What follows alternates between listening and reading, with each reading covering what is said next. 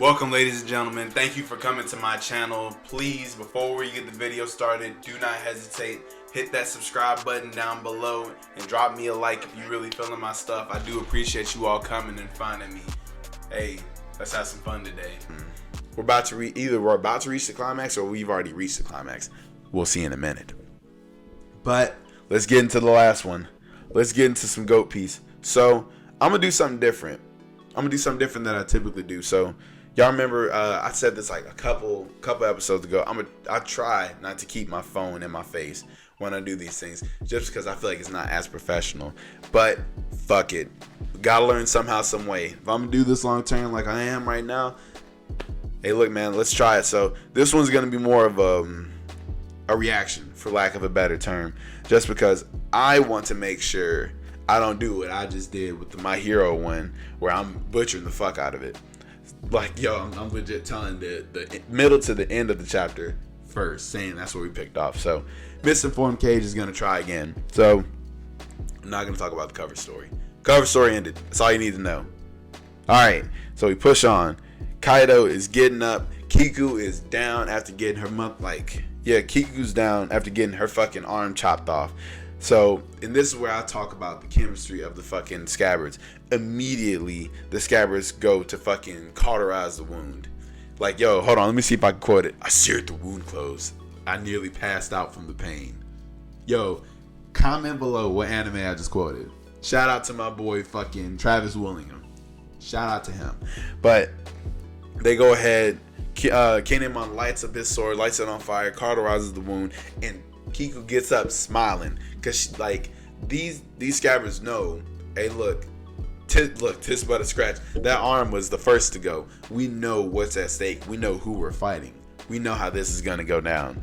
So Kaido pays his respects. He's like, yo, man, I love the heart. I love the intensity. I love the fact that y'all just keep getting back up. So Kaido decided, he said, you know what, I'm gonna take it to the next level. This motherfucker goes from dragon form back to normal. He pulls a old reliable and puts that shit back on his back. He literally points up to the sky like fucking Baby Ruth, and fucking he knows he's about to take out some motherfuckers. So the thing that I wanna pay attention to with this is the fact that you can kind of see Neko and Inu. They look like they're starting to get fatigued. They already said, like, it's already been noted that Sulong form can't be maintained for long periods of time. But they've used it for a second, and now Kaido's getting serious. Shit's popping off. It ain't looking too hot. So then we push on. Luffy is finally, Luffy, Sanji, and Jinbei finally made it to the first level. We get a funny little moment because they say, oh shit, dog, look out for Luffy and Jinbei. They strong as shit, and they don't mention Sanji in the slightest. Yo, put some respect on my boy's name. Put some respect on Sanji's name. Zeph didn't die for this. So they run into these weird ass fucking smile users. We have this one dude who looks, no shit, it looks like he's got a giraffe coming, either the giraffe body's coming out of his back or his ass. I can't really tell, but we have another dude who, no shit, is a chicken butt. So he is a chicken's ass. Two weird ass smile users right there. We're not going to talk about them because Sanji takes them motherfuckers out just like that. Then we go down to the performance floor. Either we go down or we go up. I'm a little lost because I don't have the map no more for that one. And everybody's still turning into ice demons. Where this shit right here gets fucking on and popping is, obviously with these demons, if you get touched, you automatically turn. Chopper's got his back, Chopper, Brook, and Usopp. Oh man, I gotta get some coffee.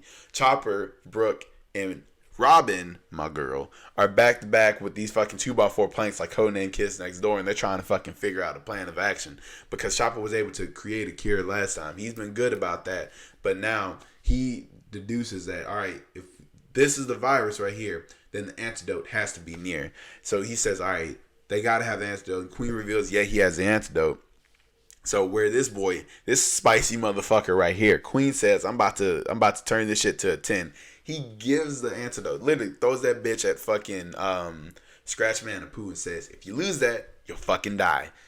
So what ends up happening is Queen creates a game where for an hour he has to Scratch Man and Pooh has to run from everybody with the cure only for an hour, and then everybody will die.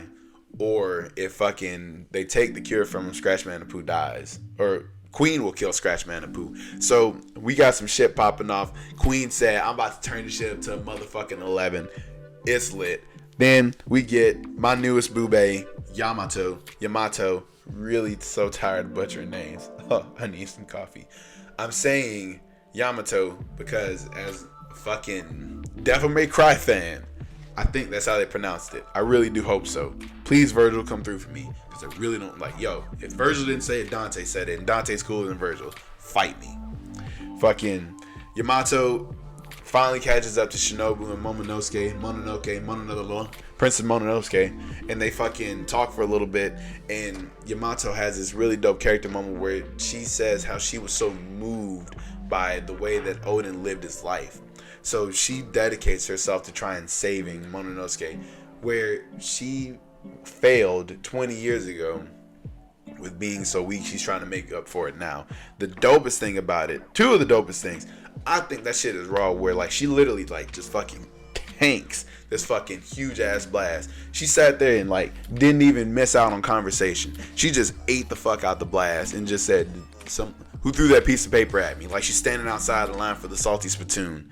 Then fucking she said, yo, I'm going to protect you. I'm going to keep you safe no matter what. She winds up the motherfucking old reliable with good bad mechanics swings, and she just sends like this fucking dude flying. It's like a long range attack where she just, either that's a wind blast or it's just like literally the kinetic force, or maybe it's fucking, no, it can't be hockey. I don't know what the fuck it is, but she legit says, I would die for you. And she posts up with the fucking bat. Now, real quick. Old Cage has a theory. I don't think the trios are going anywhere right now.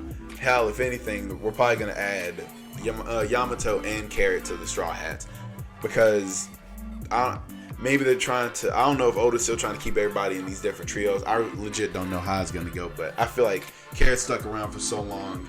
Yamato is building herself up, building her case to join the Straw Hats, so I think they both might end up doing it. Where my theory comes into play is, I think Luffy, Sanji, Zoro are still going to be the monster trio, but I think they're going to be like the vanguard. They're the ones who you can just let loose.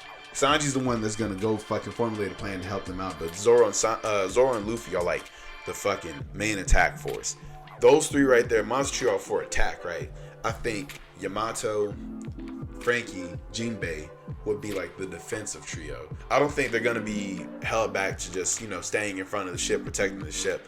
I think, however, they are going to be the ones that like, yo, if we got to protect something, if we got to take this one thing to someplace, they're the ones to do it. Because, Yamato literally just fucking tanked an attack with no sign of hockey being used whatsoever. Jinbei, the reason why I'm saying Jinbei, somebody said because you think he's fat. Nah, it's not because I think he's fat. It's because of how Jinbei was able to fucking, literally, Ace got burned by Akainu's attacks. Jinbei was able to catch and hold Akainu's attacks with his fishman skin. So that means, like, that tells me he's extremely fucking durable. And I don't even think, like, this is, I can't remember if he used armament haki. I don't think he did. I don't think they showed it back then, especially in the anime. And Frankie, from what I recall, at least in Eni's lobby, everything on the front of Frankie's body is, like, hard. It's hard as shit. It's hard for you to, like, hurt it. It's his back where his weakness is. And when we saw his fight in Dressrosa against Senior Pink, we saw, like, okay, Frankie can fucking tank some attacks. He's literally standing there and just, like, eating that shit. And he's still able to fucking fight and function. That's not taken away from their offensive abilities, though. Jinbei, Yamato, Frankie. Frankie's Radical Beam can get motherfuckers out the paint. Without a fucking doubt. Jinbei was out here fucking tossing motherfuckers left and right, throwing shit, like, literally shooting ships up with fucking these dope-ass water attacks. And Yamato literally just sent, like, a fucking kinetic force. I'd hate to see Kaido use that move with his raw power. But we got some really dope shit going on in this chapter. We're gonna see some more of the samurai's chemistry versus Kaido's raw power, because it was in his base form where he knocked Luffy out with one hit. We'll see how he does against the fucking samurai.